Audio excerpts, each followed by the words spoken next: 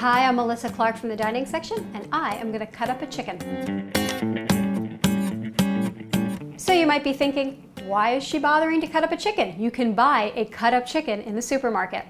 Well, because when you buy a cut up chicken, first of all, it's more expensive than buying a whole chicken.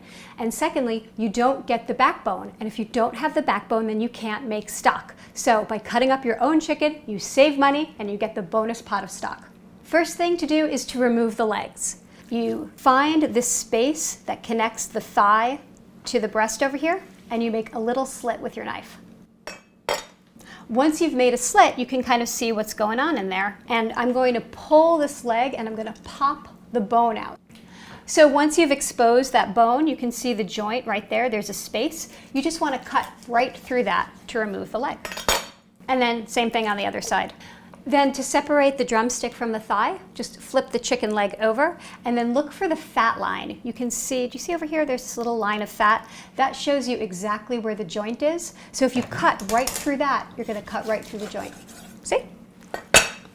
Take your wings off next. Just take your thumb and feel where the joint is. You're going to feel a little ridge. And that is where you want to cut. And lift the wing up and then let the chicken kind of fall down, and the weight of the chicken is going to help you here. There it goes. Next, you want to cut the backbone off. So I'm going to use kitchen shears for this. You could use a knife. I just find the shears easier. Again, look for the fat lines. See that fat line? Just cut right along that. It's like, in a way, the fat lines are almost like a diagram on the chicken. They just show you where to cut. Cut through the ribs, like that. And then I'm going to break this guy off.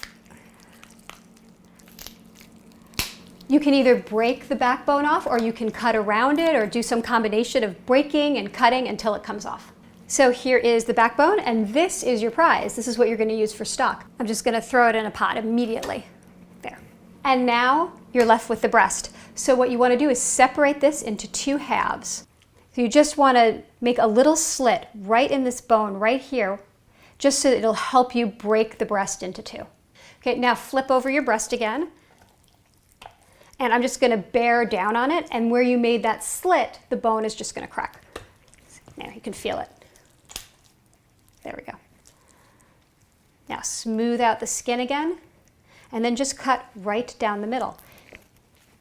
Because you've broken that bone, it's going to be easy to cut right through.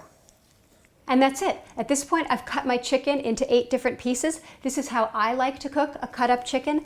If you want, though, you could cut these breasts in half.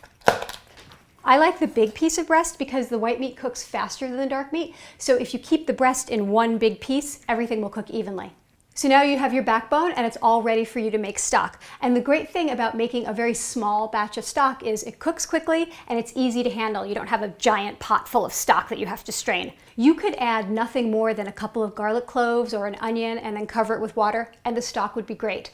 But if you have the vegetables lying around, you might as well use them. I've got carrot, onion, stuck with a clove, parsley, a bay leaf, some garlic, and of course celery.